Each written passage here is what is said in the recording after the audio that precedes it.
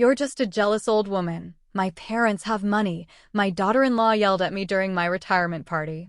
My son even nodded, saying, "It's true, Mom, you're useless." I looked at them and said, "Then tell your parents to pay back the $2 million loan I gave them." At those words, the freeloader passed out on the spot. They say retirement is supposed to be a golden age. For me, it started with a public betrayal so sharp, so utterly humiliating, that it forced me to confront not just my family, but the entire life I had meticulously built and hidden. I mean, my retirement party. 37 years as a bookkeeper at Henderson and Associates, countless spreadsheets, endless numbers, all culminating in this lovely gathering at the country club. White tablecloths, fresh flowers, even a cake with my name, Lorna, spelled out in elegant script. I should have been happy, floating on a cloud of well-deserved ease. Instead, I stood frozen, smack in the middle of that reception hall, watching my son, Damon, actually nodding in agreement as his wife, Fallon, tore me apart. "You're just bitter because my parents have money," Fallon declared, her voice cutting across the room like a physical slap. Her perfectly manicured finger, adorned with what I knew was a very expensive diamond, pointed straight at me. Her designer dress shimmered under the crystal chandeliers as she continued, "You've always been jealous of our lifestyle." The room went silent. I mean, dead silent. My former colleagues, my neighbors, even the catering staff stopped what they were doing and just stared. A hot flush crept up my neck, that old, familiar burn of humiliation I hadn't felt since I was a little kid, getting scolded in front of the whole class. Then Damon, my son, stepped in. "Really, Mom," he said, his tone so casual, almost bored. It was worse than Fallon's anger. "You're not useful anymore. Why don't you just accept that and stop trying to insert yourself into our lives?" Not useful anymore. Those words echoed in my head as I looked at him. This 35-year-old man I'd raised completely alone after his father died when he was just 8. The boy I'd worked double shifts for, the teenager I'd sent to private school, even when it meant eating peanut butter sandwiches for dinner for weeks on end just so he could have a chance. Fallon, meanwhile, was still talking, her voice getting shriller with each word, practically performing for the room. "Honestly, Lorna, it's embarrassing how you try to keep up with us. We know you're struggling financially. Damon told me about your little apartment, your old car.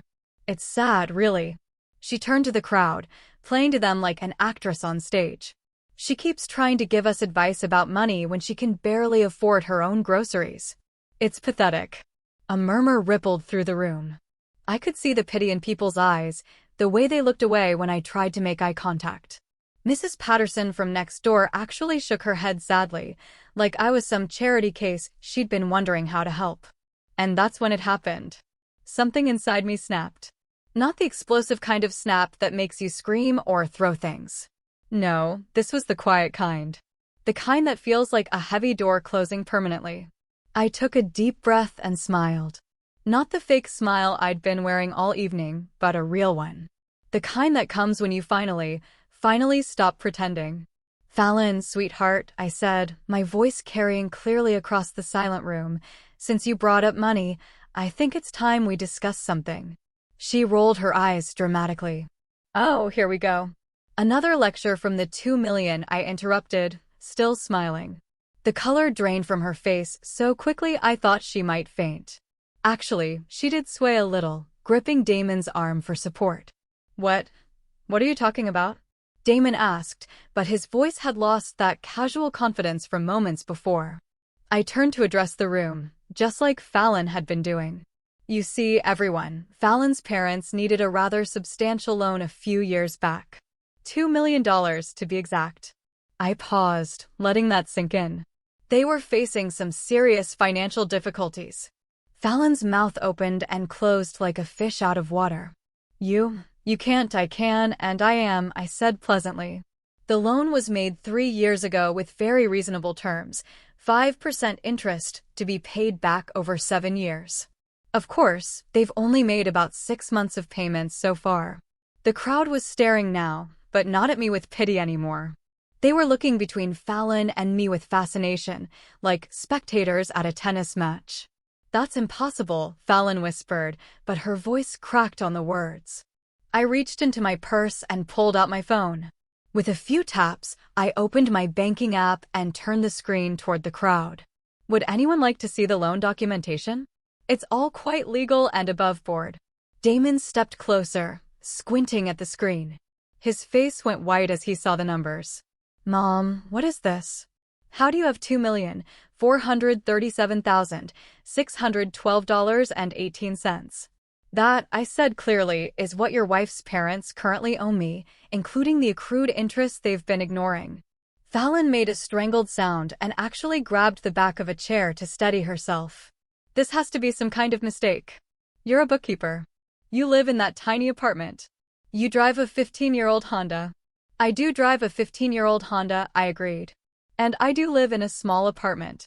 But you know what they say about assuming things, dear. The room was dead silent, except for the soft jazz music still playing from the speakers, creating an almost surreal backdrop to the scene unfolding.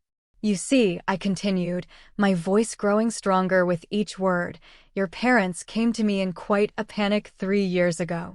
Their business was failing. They were facing bankruptcy, and they needed capital immediately.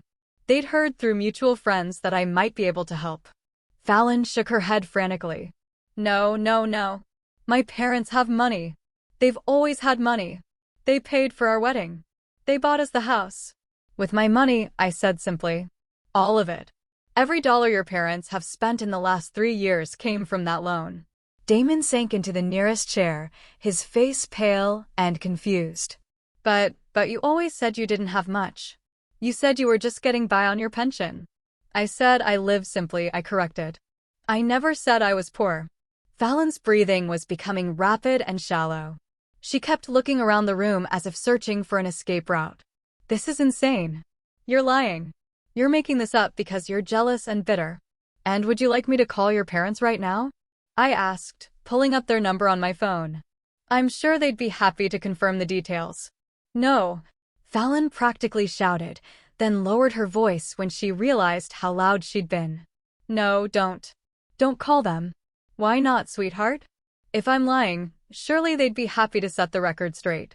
Fallon's face crumpled, and for a moment she looked like a lost child, rather than the sophisticated woman who'd been tearing me apart just minutes earlier.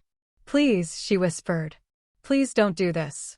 But I was done with pleasing people who had never shown me the same courtesy. I was done being treated like a burden by the family I'd sacrificed everything for. I looked around the room one more time at all the faces staring back at me with new respect and curiosity. Then I looked at my son, still slumped in his chair, still trying to process what he'd just learned. Enjoy the rest of the party, everyone, I said, tucking my phone back into my purse. I think I'll head home now. As I walked toward the door, I could hear Fallon's voice behind me, high and desperate. Lorna, wait. We need to talk. We need to. But I didn't stop. I didn't turn around. I just kept walking. And with each step, I felt lighter than I had in years. The valet brought my 15-year-old Honda around. And as I drove away from the country club, I couldn't help but smile. Tomorrow, I thought, was going to be a very interesting day. I didn't sleep much that night. Instead, I sat in my small living room with a cup of tea, surrounded by photo albums and financial documents I hadn't looked at in years. The silence felt different now. Not lonely, but peaceful. For the first time in decades, I wasn't worried about disappointing anyone. The photos told a story I'd almost forgotten.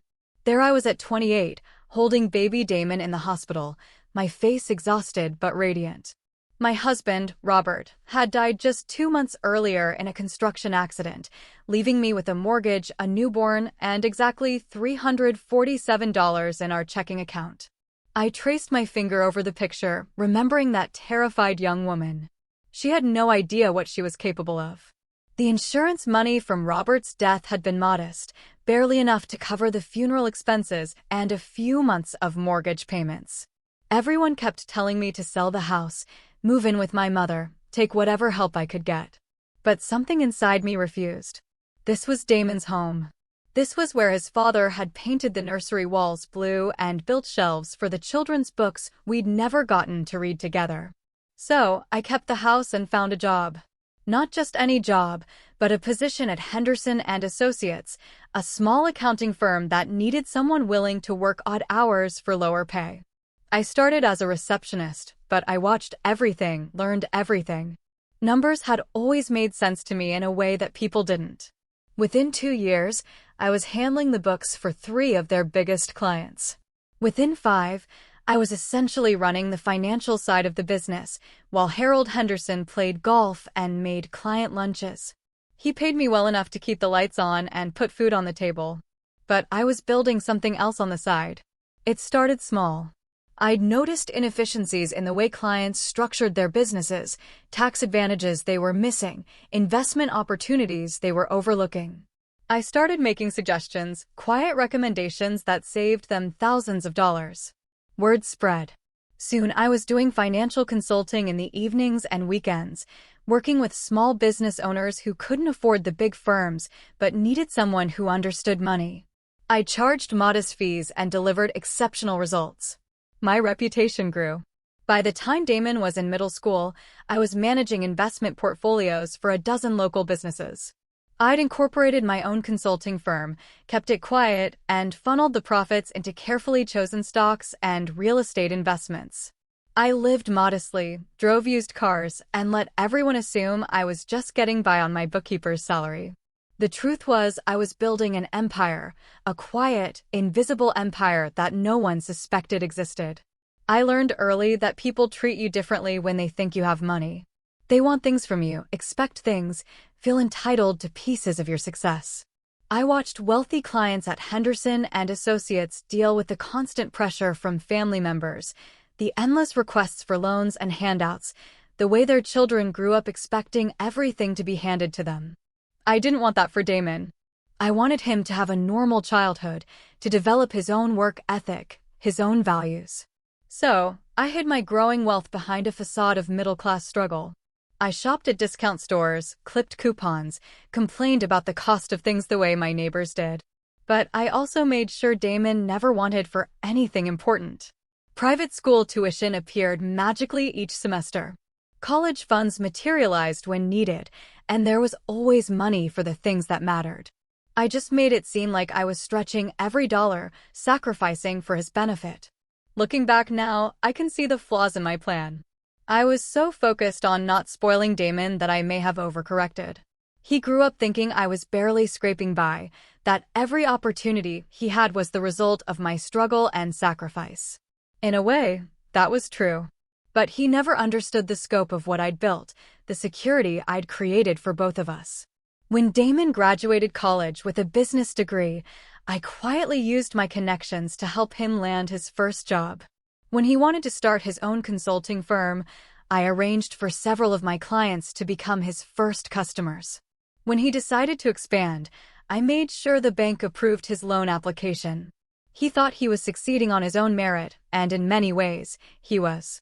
I'd raised him to be smart and hardworking, but I'd also been smoothing his path in ways he never realized. Then came Fallon. I remember the first time Damon brought her home for dinner. She was beautiful in that polished, expensive way that spoke of country club memberships and European vacations. Her clothes were designer, her jewelry real, her confidence unshakable.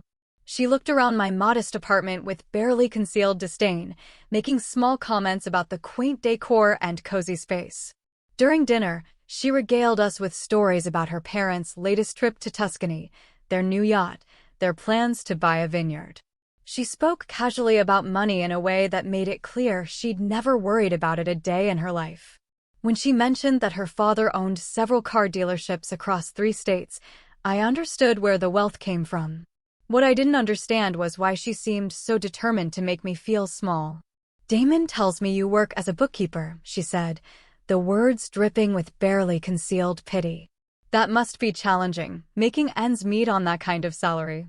I smiled politely and said it was honest work. I didn't mention that I just closed a consulting deal that would net me more in 6 months than most people made in 2 years. After they left, I couldn't shake the feeling that I'd been assessed and found wanting. Fallon had looked at my small apartment, my simple lifestyle, and dismissed me as irrelevant. I told myself it didn't matter, that her opinion meant nothing. But as their relationship progressed, I began to see changes in Damon. He started making comments about my situation, asking if I needed help with bills, suggesting I might want to consider moving to a smaller place to save money. The concern in his voice was genuine, but it stung. My own son was beginning to see me through Fallon's eyes. The wedding was a spectacle that cost more than most people's houses. Fallon's parents spared no expense, flying in flowers from Holland and hiring a string quartet that had played for European royalty. I wore a simple dress from a department store and sat in the third row, watching my son marry into a world that made my life seem insignificant by comparison. After the wedding, the distance grew. Damon and Fallon moved into a house that Fallon's parents had helped them buy, furnished it with antiques and art that cost more than I'd spent on furniture in my entire life. When I visited, I felt like a tourist in a museum, afraid to touch anything. Fallon was always polite, but in the way you're polite to service providers or distant acquaintances. She'd ask about my job with feigned interest, comment on my cute car, offer to help me shop for better clothes. Every interaction left me feeling smaller, less significant. And Damon, perhaps without even realizing it, began to adopt her perspective. He stopped asking for my advice about business decisions. He stopped calling as frequently. When we did talk, the conversations felt stilted, as if he were speaking to an elderly relative he felt obligated to check on rather than his mother. That's when Fallon's parents reached out to me. It was 3 years ago on a Tuesday evening when my phone rang with a number I didn't recognize. Margaret Wheeler, Fallon's mother, was on the other end, her voice tight with desperation. "Lorna, I hope you don't mind me calling," she said. "But we're in a bit of a situation and someone mentioned you might be able to help." The story came out in fits and starts. Bad investments, market downturns, cash flow problems that had spiraled out of control. The car dealerships were hemorrhaging money, creditors were circling, and bankruptcy was looming. They needed capital immediately, and traditional lenders had turned them down. "We heard through mutual acquaintances that you might have some resources," Margaret said carefully, "connections perhaps, or knowledge of private lenders." I almost laughed. Here was this woman who had looked down on me for years, calling to ask for help from the poor bookkeeper. But something in her voice stopped me. Genuine fear. The terror of losing everything she'd built, everything that defined her family's identity. I could have said no. Should have said no, probably. But I thought about Damon, about how devastated he'd be if his wife's family lost everything. I thought about Fallon, for all her faults, and how this would shatter the world she'd grown up in. And maybe, deep down, I thought this might be a bridge, a way to finally be seen as valuable, as someone worth respecting. "How much do you need?" I asked. The amount was staggering. $2 million. More money than most people see in a lifetime. But I had it, sitting in investment accounts that had been growing steadily for decades. We met the next day at a lawyer's office downtown. Margaret and Richard Wheeler sat across from me, their faces pale with stress and humiliation. The lawyer, a sharp woman in her 50s who specialized in private lending, walked us through the terms: 5% interest, payable monthly over 7 years. Personal guarantees from both Richard and Margaret. Full disclosure to immediate family members about the loan structure. Except there was no disclosure. The Wheelers made it clear they wanted to keep the details private to maintain their dignity and their daughter's respect. I understood. Pride is a powerful thing, and they'd already swallowed enough of theirs to ask for help. So, we structured it as a private investment in their business, with paperwork that would only become relevant if payments were missed. To everyone else, including Fallon and Damon, it would look like the Wheelers had found an angel investor. Not that they were borrowing money from the woman their daughter treated like a charity case. The first few months went smoothly. The payments came on time, the businesses stabilized, and the Wheeler family maintained their lifestyle. Fallon never knew how close they'd come to losing everything or who had saved them. But then the payments started coming late. Then they stopped altogether. Now, sitting in my living room with the loan documents spread across my coffee table, I realized what I should have seen from the beginning. The Wheelers hadn't just been borrowing money. They'd been buying time, maintaining appearances, hoping something would change. And when nothing did, they'd simply decided to ignore their obligations. After all, what could the poor bookkeeper do about it? They were about to find out. The morning after my retirement party, I woke up with a clarity I hadn't felt in years. The fog of hurt and confusion that had clouded my judgment was gone, replaced by something sharper and more focused. I made my coffee, sat at my kitchen table, and began making phone calls. The first call was to my lawyer, Patricia Collins. I'd used her services for years to structure my investments and consulting contracts, but we'd never been particularly close. That was about to change. Patricia, it's Lorna Hastings. I need to schedule a meeting as soon as possible. It's about the Wheeler loan and some other matters that have come up. Her voice sharpened with interest. Has there been a development with the repayment situation? You could say that. Can you meet me this afternoon? I'll make time. The second call was to Marcus Chin, my financial advisor. Marcus had been managing my investment portfolio for 15 years, and he was one of the few people who truly understood the scope of my wealth. He was also incredibly discreet, which had served me well. Marcus, I need you to run a comprehensive analysis on all accounts connected to Damon Hastings, loans he's co-signed, credit lines, investments, everything. I want to understand his complete financial picture.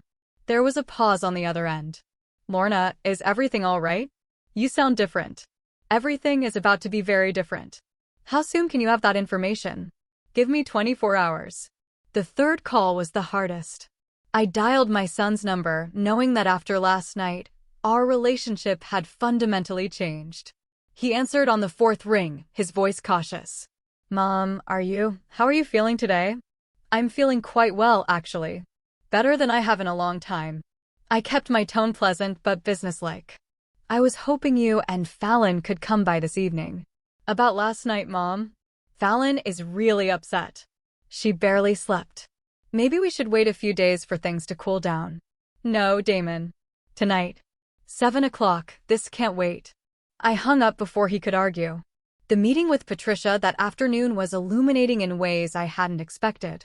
She spread the Wheeler loan documents across her conference table, along with several other files I hadn't seen before. Lorna, there's something else you need to know about the Wheeler situation. They've been shopping around for refinancing options for the past 6 months. They've approached 3 different private lenders, trying to consolidate their debts. My stomach tightened. What kind of debts? Beyond your loan, they owe approximately $400,000 to various creditors. Credit cards, supplier payments, equipment leases that went into default. They've been using your money to service minimum payments on everything else while letting your loan slide. The betrayal stung, but it wasn't the worst part. Patricia pulled out another document. This one stamped with the seal of the probate court. They also filed a preliminary inquiry 6 months ago about challenging estate plans. Specifically, they wanted to understand the process for contesting wills when there are questions about mental capacity. The room seemed to tilt around me. Whose will? They didn't specify, but given the timing and the context, I think we can make some educated guesses. I stared at the document, feeling pieces of a puzzle clicking into place. They think I'm losing my mental capacity. It appears they're laying groundwork for that argument, yes. The inquiry specifically asked about situations where elderly individuals make financial decisions that seem inconsistent with their established patterns of behavior. Like a poor bookkeeper somehow having $2 million to loan to people. Exactly. I leaned back in my chair, processing this information. The Wheelers weren't just defaulting on their loan.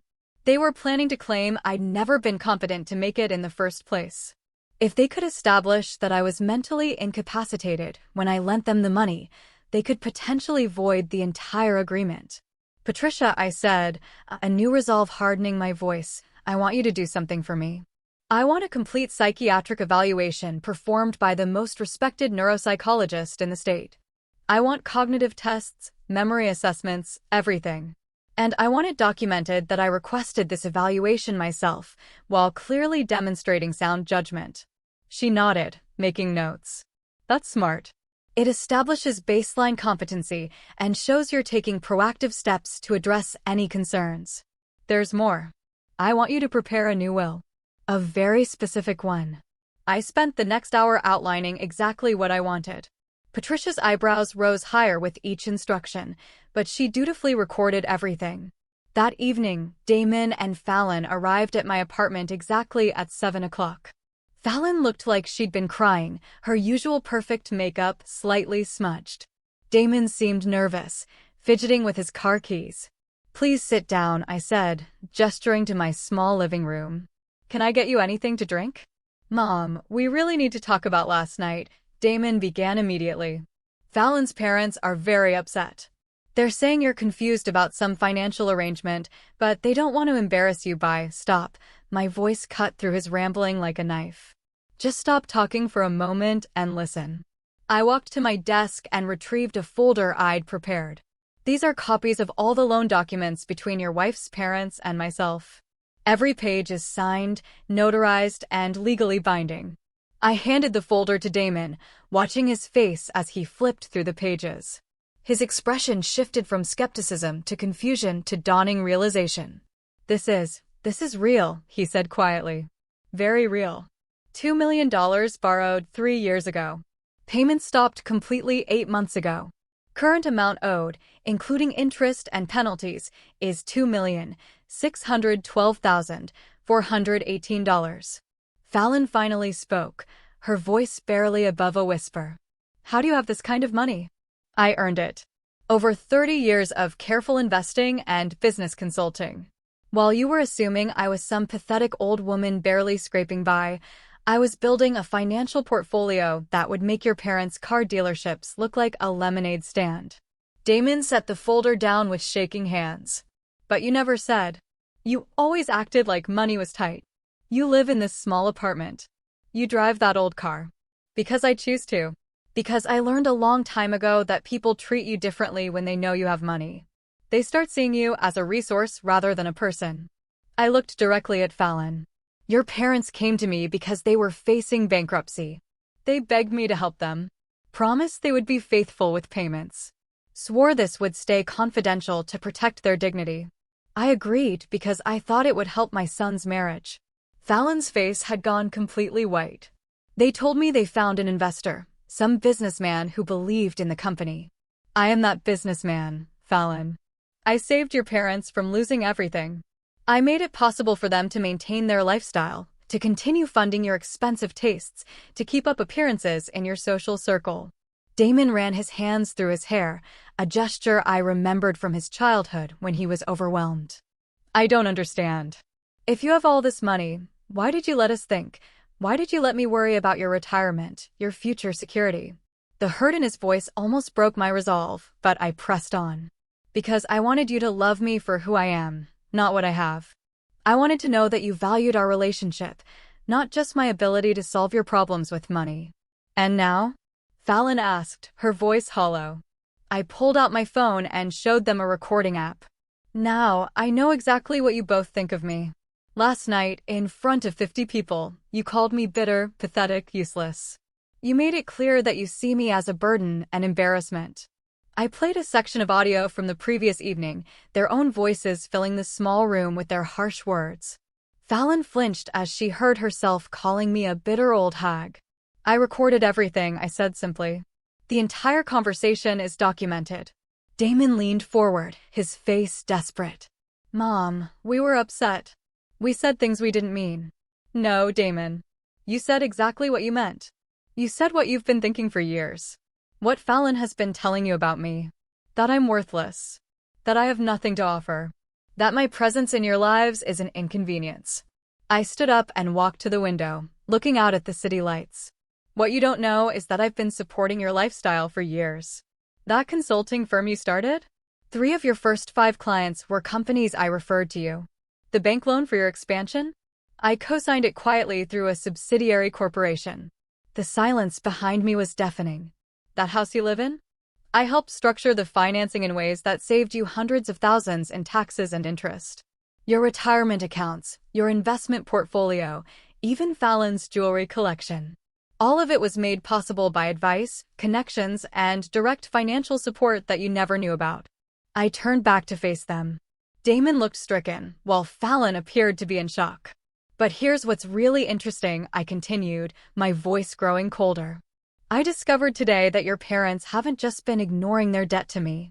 They've been actively planning to have me declared mentally incompetent so they can void the loan entirely. Fallon's mouth opened and closed soundlessly. They filed inquiries with the probate court about challenging wills and estate plans. They've been laying groundwork to claim that I was mentally incapacitated when I made the loan, that I couldn't possibly have had that kind of money to lend. Damon stared at me in horror. They wouldn't. They couldn't. They absolutely could. And they were planning to with your help.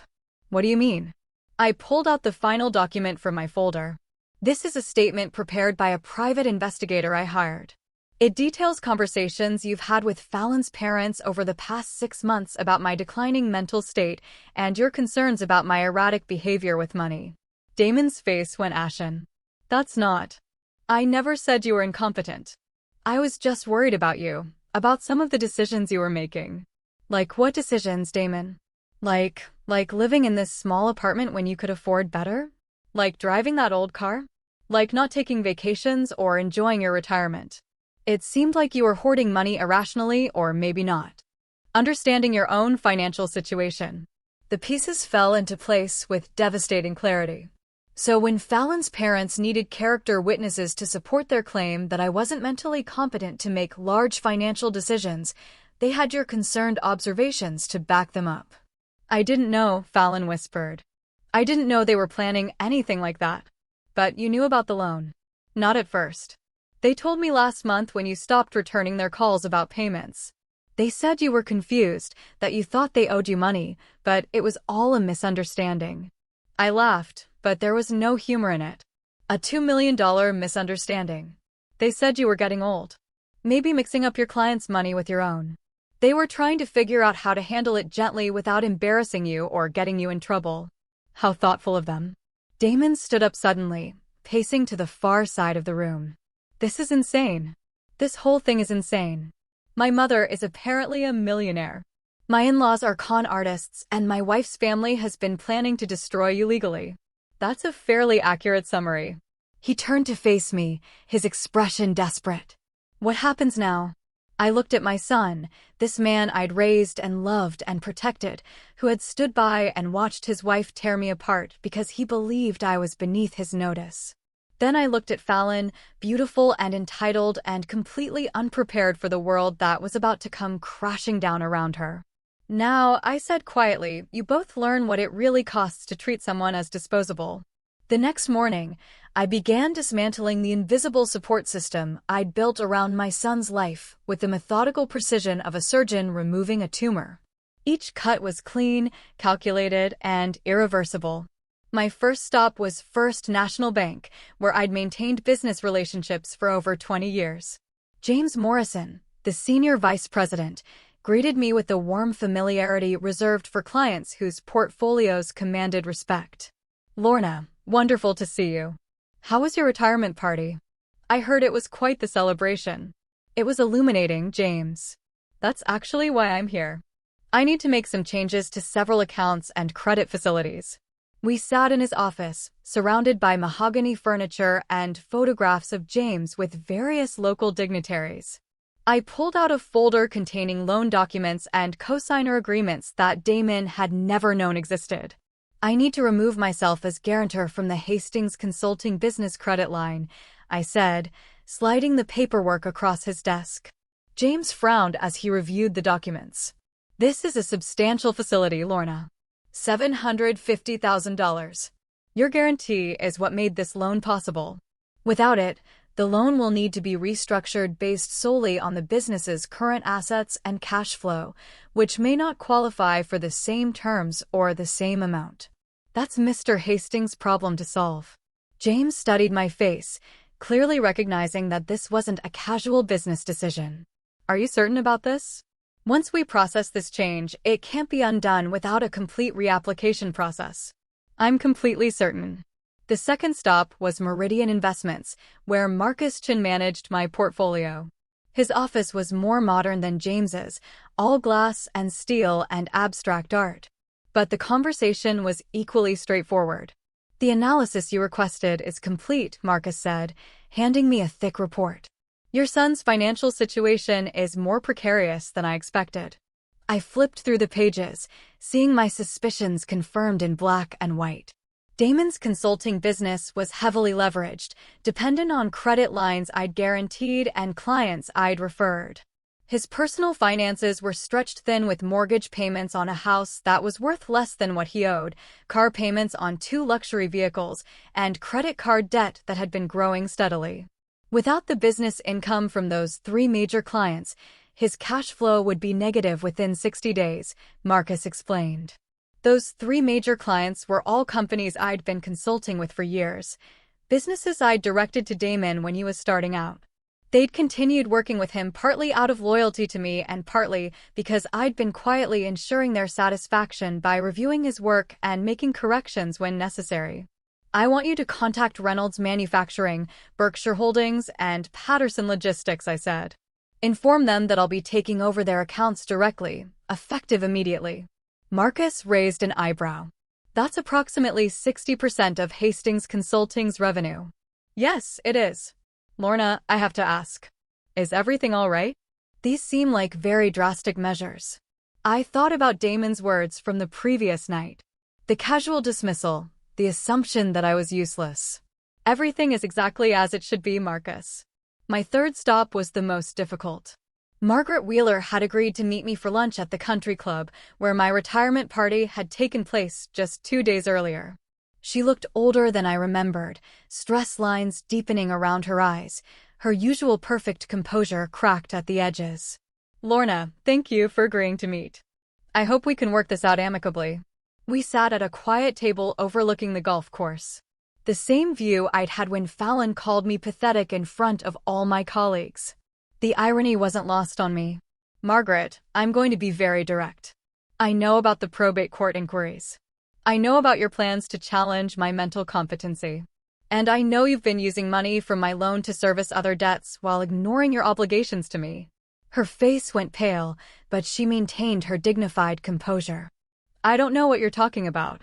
I placed a folder on the table between us. These are copies of every financial transaction your family has made in the past 6 months, courtesy of a very thorough forensic accountant. Shall I read through them? Margaret's hands trembled slightly as she reached for her water glass. How did you? That information is private. Not when you're in default on a $2 million loan. It isn't. My attorneys have been very thorough. I opened the folder and began reading. March 15th, payment to American Express, $22,400. March 18th, payment to Mercedes-Benz Financial, $8,900. March 22nd, payment to Fallon's credit card, $14,600.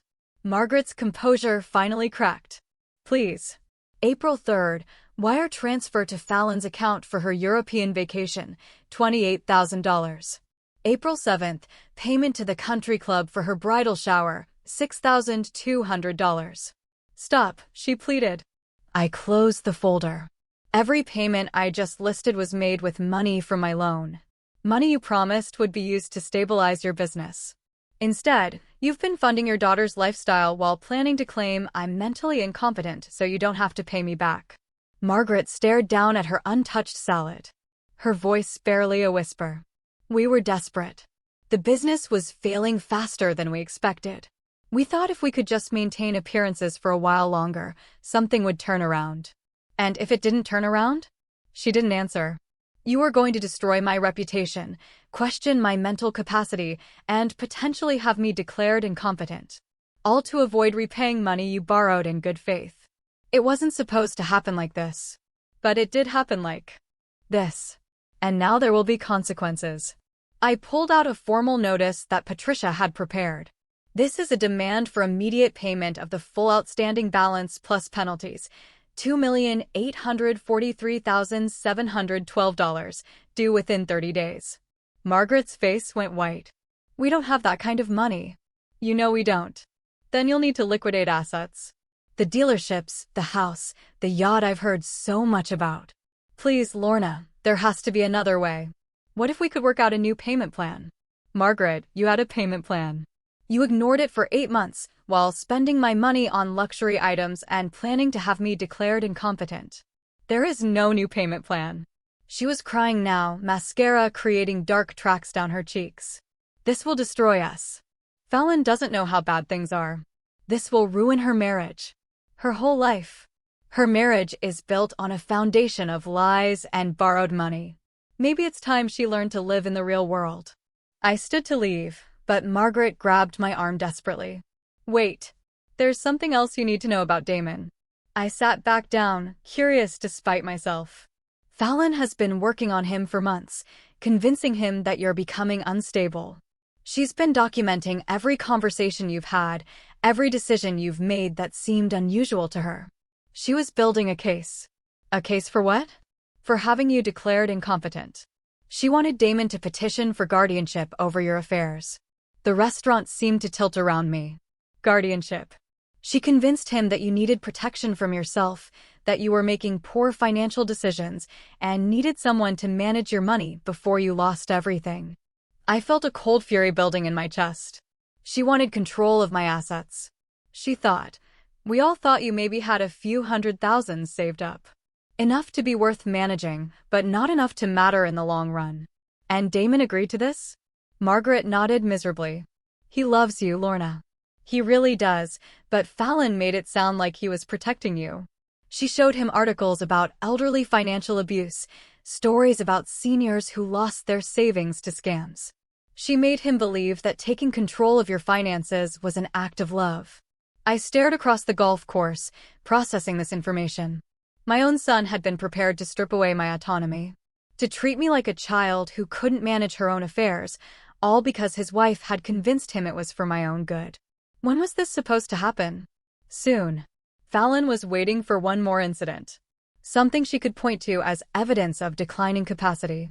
She thought your retirement party might provide the opportunity. And it did, didn't it? My revelation about the loan. She'll claim that's proof I'm delusional. Margaret looked ashamed.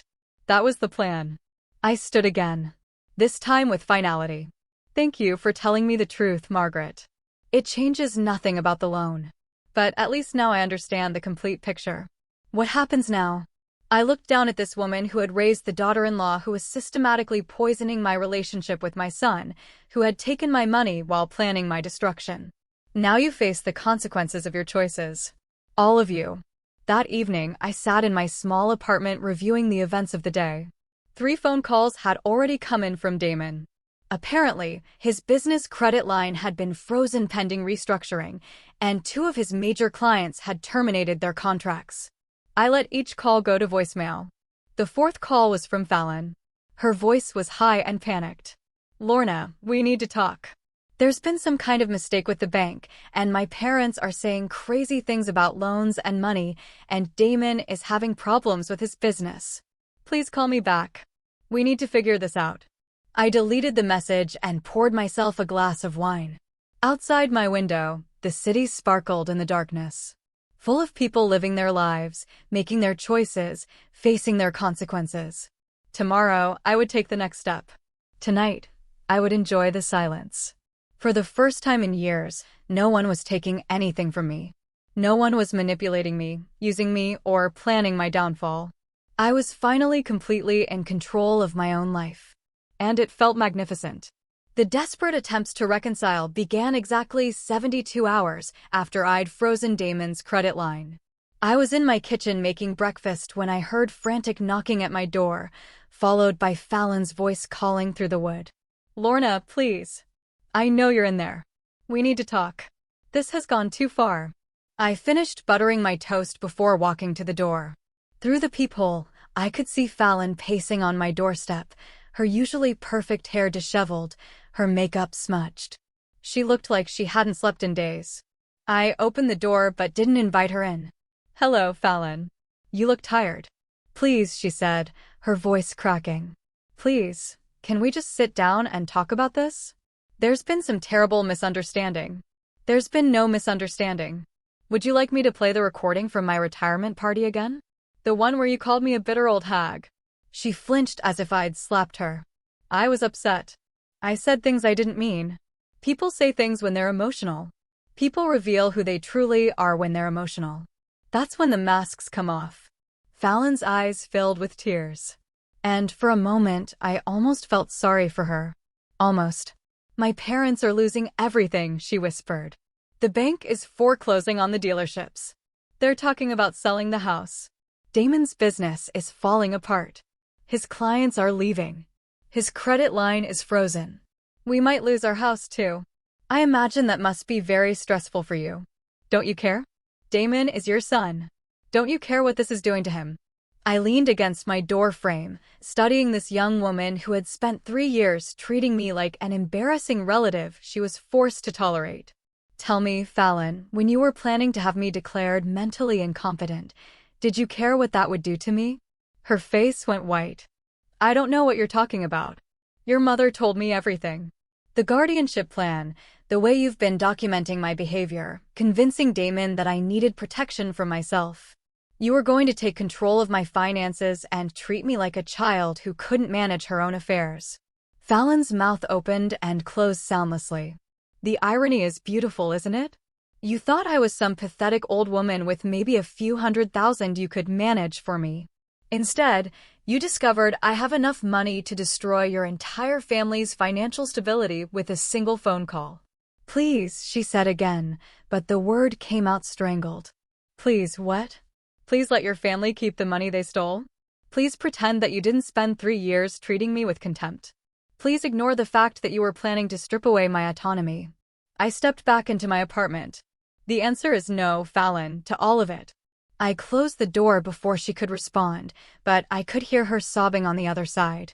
Part of me, the part that had raised Damon alone, that had always tried to be the peacemaker, wanted to open the door and comfort her.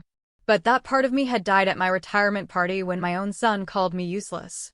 An hour later, Damon arrived. He looked haggard, older than his 35 years, wearing clothes that looked like he'd slept in them. This time, I did let him in, but I didn't offer him coffee or ask him to sit down. Mom, you have to stop this. Whatever point you're trying to make, I get it. You're angry. You have every right to be angry, but this is destroying innocent people. Innocent people? I raised an eyebrow. Your wife was planning to have me declared incompetent so she could control my money. Your in-laws borrowed $2 million from me and then planned to claim I was mentally unfit to have made the loan. Where exactly do you see innocence in any of this? Damon ran his hands through his hair, a gesture so familiar from his childhood that my heart clenched despite everything. I didn't know about any of that. I swear to you, Mom, I had no idea what they were planning. But you did think I was becoming mentally unstable. He was quiet for a long moment. I was concerned about some of your choices, living in this small apartment when you could afford better, driving that old car, not taking vacations. It seemed like you might be having trouble managing your money properly. So, you were prepared to take away my right to make those choices? I thought I was protecting you. From what? From living the way I wanted to live? From spending my money the way I chose to spend it? From making decisions that might hurt you in the long run? I stared at my son, this man I'd raised to be independent and strong, who had been so easily manipulated into believing his mother was incompetent. Damon, I've been managing money successfully for 30 years. I built a consulting business from nothing. I accumulated wealth that you can't even comprehend. I made investments that turned thousands into millions. And you thought I needed your protection. I didn't know about any of that success. You never told me. Because I wanted you to love me for who I am, not what I have. I wanted our relationship to be real. His voice cracked. It is real. Mom, I do love you. No, Damon. You love the version of me that you can feel superior to. The struggling bookkeeper who needed your concern and your management. You don't love the successful businesswoman who's been supporting your career behind the scenes for years. That's not true. I walked to my desk and pulled out a folder I'd prepared. These are copies of every favor I've done for you, every client I've referred, every loan I've guaranteed, every obstacle I've quietly removed from your path. For 15 years, I've been ensuring your success while letting you believe you were doing it all on your own. Damon took the folder with trembling hands, flipping through pages of bank documents, client referral letters, and guarantee agreements he'd never known existed. Why? He whispered.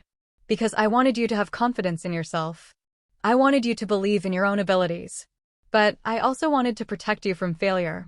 And now you get to find out what you can actually accomplish without my help. Mom, please. I know I've made mistakes, but I'm your son.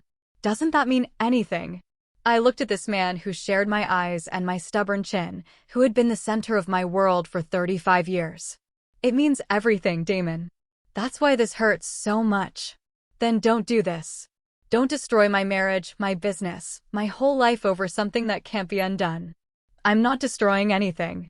I'm simply stopping my support. You're a grown man with a college degree and 15 years of business experience. If you can't maintain your lifestyle without secret help from your mother, then maybe that lifestyle was never really sustainable. What about Fallon? She made mistakes, but she loves me. She's pregnant, Mom. I felt my heart skip a beat. What? She's 8 weeks pregnant. We just found out yesterday. She's terrified about what's happening with our finances, with her parents. The stress isn't good for the baby. For a moment, the room was completely silent. A grandchild. Another chance at family, at love that wasn't tainted by manipulation and greed. Then I remembered Fallon calling me pathetic. Damon agreeing that I was useless. The guardianship papers that would have stripped away my autonomy. Congratulations, I said quietly.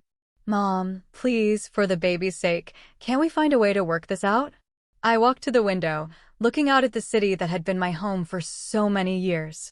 Somewhere out there, Margaret and Richard Wheeler were probably meeting with bankruptcy attorneys. Somewhere else, Fallon was crying over bank statements and foreclosure notices. I'll make you a deal, I said finally. Damon's face lit up with hope. Full repayment of the Wheeler loan within 60 days. $2,843,712. His face fell. You know they don't have that kind of money.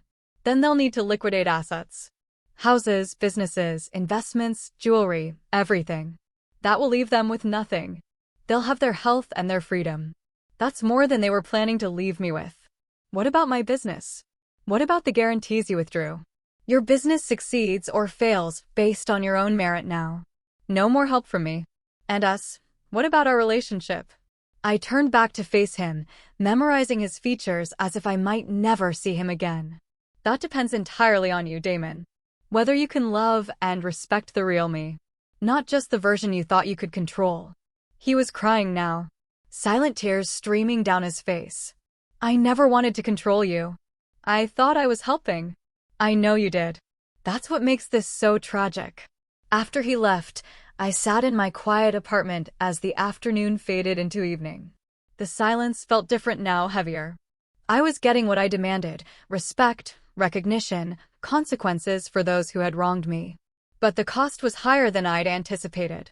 A grandchild was coming, and I might never know him or her. My son might never forgive me for this. The family I'd spent 35 years building and protecting was crumbling around me.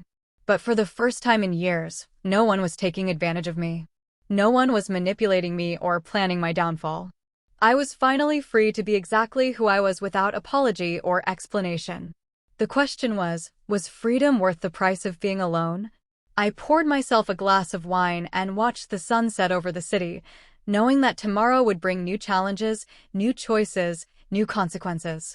But tonight, I was simply Lorna Hastings, successful businesswoman, millionaire, survivor. And that would have to be enough. 6 months later, I stood in the lobby of the Meridian Tower, wearing a tailored navy suit that cost more than most people's monthly salary. The marble floors gleamed beneath my feet, reflecting the crystal chandeliers that cast warm light across the space. This was my building now, one of 3 commercial properties I'd purchased in the past month. The elevator carried me to the 15th floor, where glass doors bore the inscription, Hastings Financial Consulting, Private Wealth Management.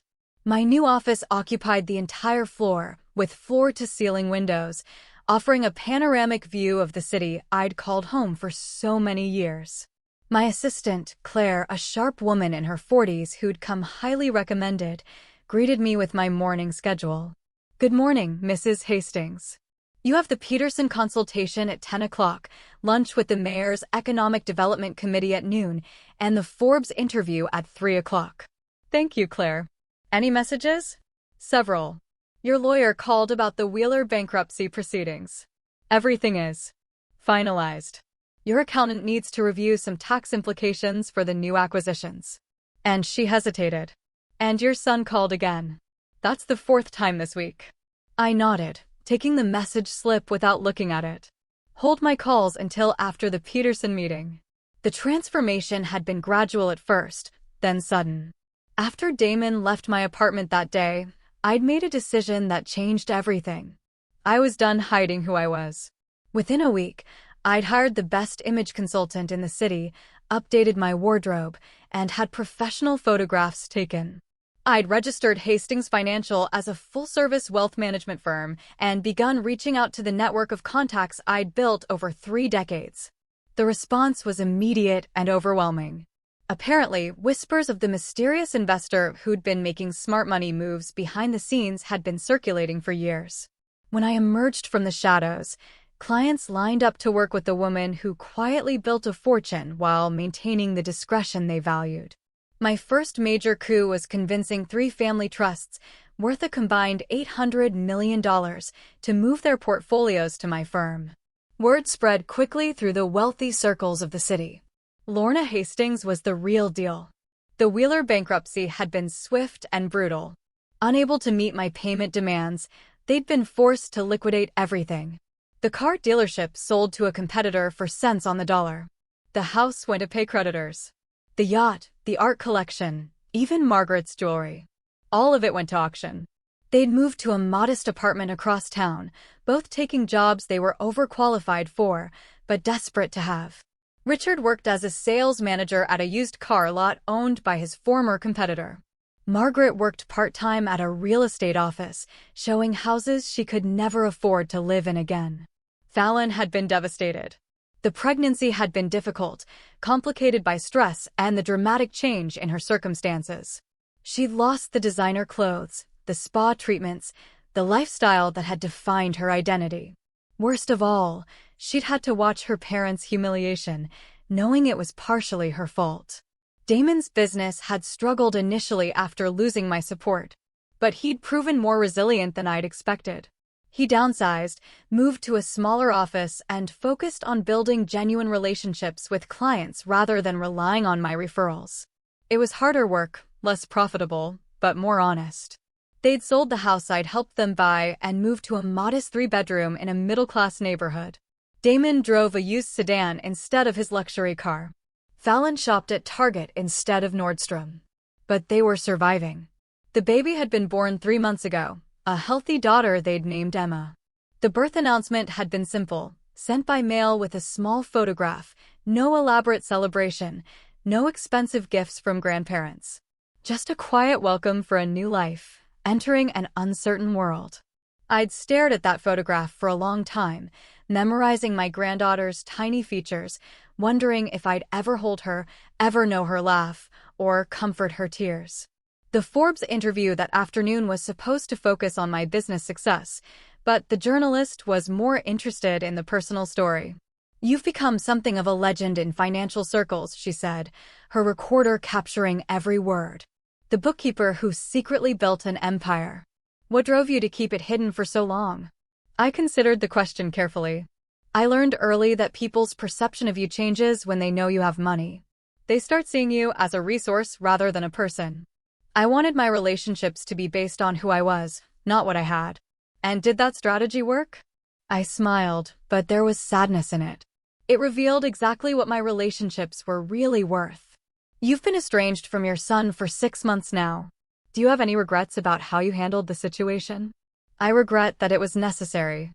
I don't regret standing up for myself." "What would it take for reconciliation?" I thought about that question long after the interview ended. What would it take? An apology would be a start, but not enough.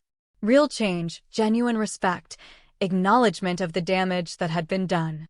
Those things took time to develop and even longer to prove. That evening, I was reviewing acquisition proposals in my penthouse apartment. I'd finally moved out of my modest rental when my doorman called. "Mrs. Hastings, there's a young woman here with a baby. Says she's your daughter-in-law. Should I send her up?" I hesitated for a long moment. "Yes, send her up." 5 minutes later, I opened my door to find Fallon standing in my hallway, holding a pink bundle in her arms. She looked different, older, more tired, but somehow more real. Her hair was pulled back in a simple ponytail. She wore jeans and a sweater instead of designer clothes, and there was something in her eyes that hadn't been there before. Humility. "Hello, Lorna. Thank you for seeing me. Come in." She walked into my new living room, taking in the expensive furniture, the original artwork, the floor-to-ceiling windows with their stunning view. But her attention quickly returned to the baby in her arms. "This is Emma," she said quietly. "Your granddaughter." I stared down at the sleeping infant, feeling my heart constrict with a longing I'd been suppressing for months. She had Damon's nose and what looked like my chin. "She's beautiful. Would you like to hold her?" With trembling hands, I reached for my granddaughter. She was so light, so perfect, so completely innocent of all the pain and betrayal that had brought us to this moment. "I owe you an apology," Fallon said, her voice barely above a whisper. "Not just for what I said at your party, but for everything. For the way I treated you, the way I convinced Damon to see you as a burden instead of the remarkable woman you are." I looked up from the baby to study Fallon's face.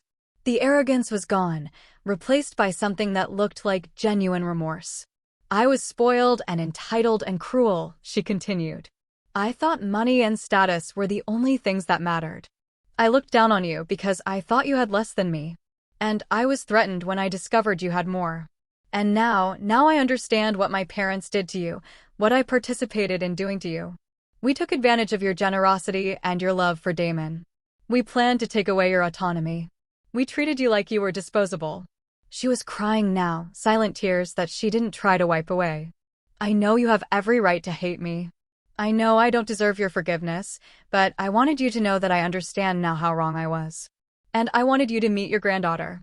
I held Emma closer, breathing in that sweet baby scent, feeling her tiny heartbeat against my chest. "What does Damon know about this visit?" "Nothing. He doesn't know I'm here. He thinks you'll never forgive us. That we've lost you forever. And what do you think?" Fallon was quiet for a long moment. "I think that would be fair. But I hope maybe someday you might give us a chance to earn your trust back. That would take time. Years, probably. I know. And it would require real change, not just words. Actions proof." "I understand." Emma stirred in my arms, making soft baby sounds. I looked down at her perfect face and felt something shift inside me. The anger was still there, the hurt, the betrayal. But love was there too. Not for Fallon, not yet. But for this innocent child who deserved better than the legacy of pain her family had created. "I'm not ready to forgive," I said finally. "I may never be ready. But I am ready to consider the possibility that people can change." Fallon's face lit up with hope. "Small steps," I warned. "Supervised visits with Emma, family counseling with Damon, complete transparency about your finances and decisions. And if there's ever another betrayal, any attempt to manipulate or take advantage, it ends permanently." "Yes," she said immediately. "Yes, absolutely. And Fallon, I'm not the same woman who used to hide her success to make others comfortable. I won't pretend to be less than I am ever again. If we're going to rebuild this relationship, it will be with full honesty about who we all really are." She nodded, wiping her tears. "I wouldn't want it any other way." As she prepared to leave, I made a decision that surprised even me. "Fallon." She turned back, hopefully.